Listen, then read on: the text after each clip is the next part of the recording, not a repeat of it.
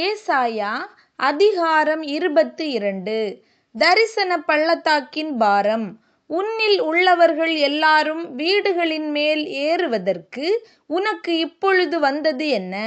சந்தடிகளால் நிறைந்து ஆரவாரம் பண்ணி களி கூர்ந்திருந்த நகரமே, உன்னிடத்தில் கொலையுண்டவர்கள் பட்டயத்தால் கொலையுண்டதில்லை, யுத்தத்தில் செத்ததும் இல்லை.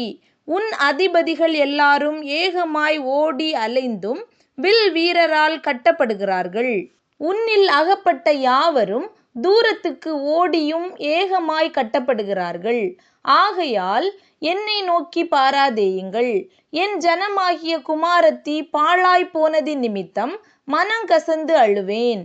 எனக்கு ஆறுதல் சொல்ல வராதேயுங்கள் என்கிறேன். சேனைகளின் கர்த்தராகிய ஆண்டவராலே இது தரிசன பள்ளத்தாக்கிலே அமளியும் மிதியுண்குதலும் கலக்கமுமுள்ள நாளாயிருக்கிறது. இது அலங்கத்தை தகர்த்து பர்வதத்துக்கு நேரே ஆர்ப்பரிக்கும் நாளாயிருக்கிறது.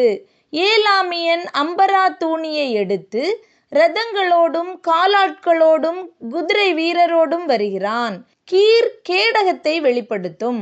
மகா வடிவான உன் பள்ளத்தாக்குகள் இரதங்களால் நிரப்பப்படும். குதிரை வீரர் வாசல்கள் மட்டும் வந்து அணிவகுத்து நிற்பார்கள். அவன் யூதாவின் மறைவை நீக்கி போடுவான்.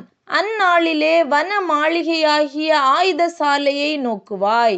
நீங்கள் தாவீது நகரத்தின் இடிதல்கள் அநேகமாயிருப்பதைக் கண்டு கீழ்குளத்து தண்ணீர்களை கட்டி வைத்து எருசலேமின் வீடுகளை எண்ணி அலங்கத்தை அரணிப்பாக்கும்படி வீடுகளை இடித்து 2 மதில்களுக்கு நடுவே பழைய குளத்து தண்ணீர்களுக்கு ஒரு அகழை உண்டு பண்ணுவீர்கள்.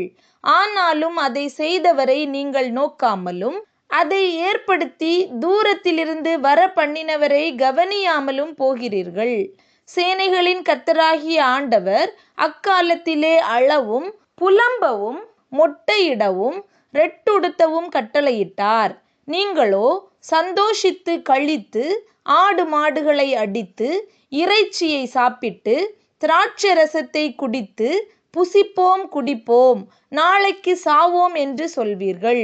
மெய்யாகவே நீங்கள் சாகு மட்டும் இந்த அக்கிரமம் உங்களுக்கு நிவிர்த்தியாவதில்லை என்று சேனைகளின் கர்த்தராகிய ஆண்டவர் சொல்லுகிறார் என்பது என் செவி கேட்கும்படி சேனைகளின் கர்த்தரால் தெரிவிக்கப்பட்டது. சேனைகளின் கர்த்தராகிய ஆண்டவர் உரைத்ததாவது: நீ அரமனை விசாரிப்புக்காரனும் பொக்கிஷக்காரனுமாகிய செப்னா என்பவனிடத்தில் போய் சொல்ல வேண்டியது என்னவென்றால், உயர்ந்த ஸ்தலத்திலே தன் கல்லறையை வெட்டி கன்மலையிலே தனக்கு வாசஸ்தலத்தை தோண்டுகிறவனைப் போல நீ உனக்கு இங்கே கல்லறையை வெட்டும்படிக்கு உனக்கு இங்கே என்ன இருக்கிறது? உனக்கு இங்கே யார் இருக்கிறார்கள்? இதோ பெலவான் ஒருவனை துரத்துகிற வண்ணமாக கர்த்தர் உன்னை துரத்திவிட்டு நிச்சயமாய் உன்னை மூடி போடுவார். அவர் உன்னை உருண்டையைப் போல அகலமும் விசாலமுமான தேசத்திலே சுழற்றி எறிந்து விடுவார். அங்கே நீ சாவாய். அங்கே உன் மகிமையின் இரதங்கள் உன் ஆண்டவனுடைய வீட்டுக்கு இகழ்ச்சியாக இருக்கும். உன்னை உன் நிலையை விட்டு துரத்தி விடுவேன். உன் ஸ்தானத்திலிருந்து நீ பிடுங்கி போடப்படுவாய்.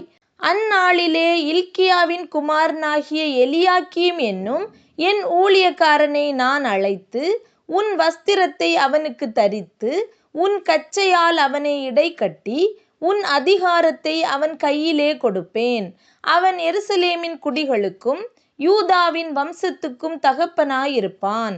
தாவீதுடைய வீட்டின் திறவுகோலை அவன் தோளின் மேல் வைப்பேன். ஒருவரும் பூட்டக்கூடாதபடிக்கு அவன் திறப்பான், ஒருவரும் திறக்கக்கூடாதபடிக்கு அவன் பூட்டுவான். அவனை உறுதியான இடத்திலே ஆணியாக கடாவுவேன். அவன் தன் தகப்பன் வீட்டுக்கு மகிமையான சிங்காசனமாக இருப்பான். அதின்மேல் அவன் தகப்பன் வம்சத்தாராகிய புத்திரர் பௌத்திரருடைய மகிமை அனைத்தையும் சிறிதும் பெரிதுமான சகல பான பாத்திரங்களையும் தூக்கி வைப்பார்கள். உறுதியான இடத்தில் கடாவப்பட்டிருந்த ஆணி அந்நாளிலே பிடுங்கப்பட்டு முறிந்து விழும். அப்பொழுது அதின்மேல் தொங்கின பாரம் அறுந்து விழும் என்று சேனைகளின் கர்த்தர் உரைக்கிறார். கர்த்தரே இதை உரைக்கிறார் என்று சொல் என்றார்.